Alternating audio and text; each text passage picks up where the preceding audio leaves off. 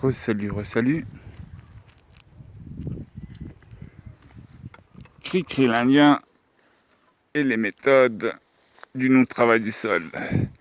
Semis à la volée. J'ai arrosé une fois ou deux, vite fait. Mais j'ai surtout laissé les herbes, quoi, en fait. Il y avait aussi un mulch. Il y a du débris. Bah, le maïs, il est pas mal quand même. Après, il y a eu certaines cultures. Là, il y a une fève, petit pois, maïs. Il y a des choux, différentes sortes. Mais ces petits-là, il faut que je les booste. Le raisin.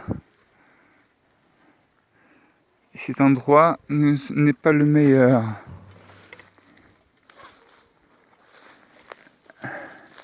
Un chêne.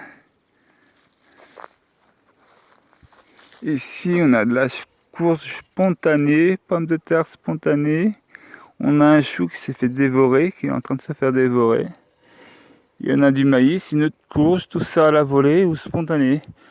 Je dirais à la volée pour le maïs et spontané pour les courges. Les fèves aussi à la volée, au milieu des herbes.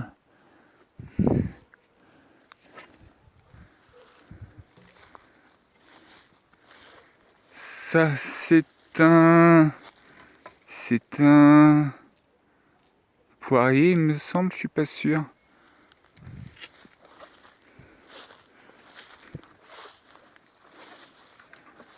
Et là, ça commence à devenir un petit peu pauvre la vigne.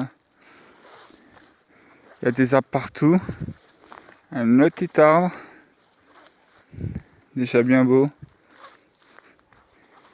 Et le raisin. Un autre chêne.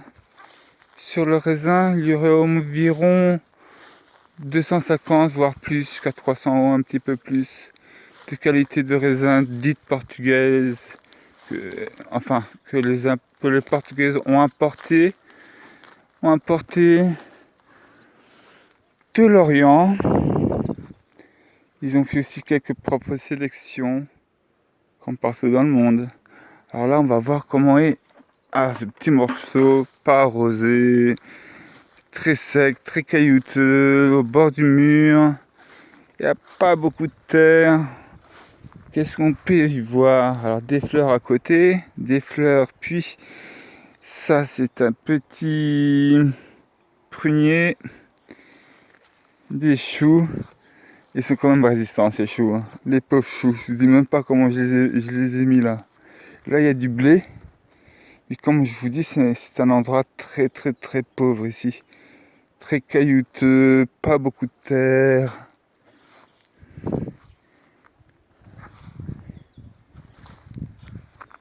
Il y a de la veste sauvage, il y a des fleurs sauvages, il y a du blé, il y a du chou. La veste sauvage, j'ai goûté l'autre jour. C'est excellent comme goût. Allez, on va prendre le seau. Ça, c'est un prunier. Je crois que c'est un autre catch. C'est un autre catch, il y en a quelques-uns. Ça prend très bien les catchs. Et là, il y a du bon thé. Il y a des herbes folles qui sont vraiment trop belles. C'est vraiment très sec ici.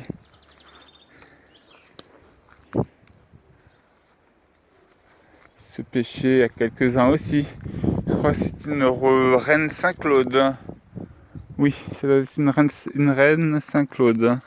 Dans le grand rocher où je vous ai montré tout à l'heure, c'était aussi une reine. J'avais aussi une reine Saint-Claude à côté, du grand, qui donne aussi quelques petits fruits.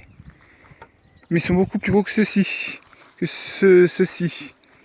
Et celui que j'ai a été bouturé, donc il a été bouturé et les fruits sont beaucoup meilleurs que l'original. Là c'est les choux, le thé. Regardez-moi, c'est ça que je voulais montrer. Elle est vraiment belle. La veste en fleurs. Regardez-moi ça.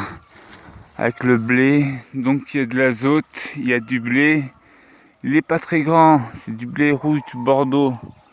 Mais c'est parce que je vous ai déjà dit, c'est très très pauvre ici. Mais il y aura des grains, il y aura de la bonne semence. Ah, la veste, elle est quand même jolie, hein, et elle est très très très bonne. Ces fleurs aussi ont des propriétés médicinales, comme ces petites fleurs aussi, comme vous le savez tous. Ces petites fleurs, comme plantes bio-indicatrices, veulent dire, ça se passe avant le désert.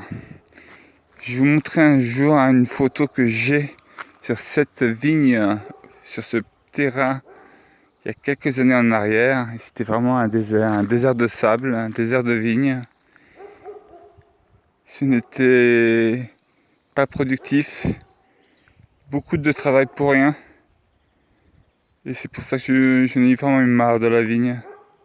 Là, je l'adore, parce que même ici où c'est sec, où la terre est pauvre, tout ça, sur un petit pied de vigne, il y a 1, 2, 3, 4, 5, 6, 7, 8 grappes devant et derrière. 8 grappes, même pas un grand pied de vigne avait 8 grappes il y a des années en arrière. Allez,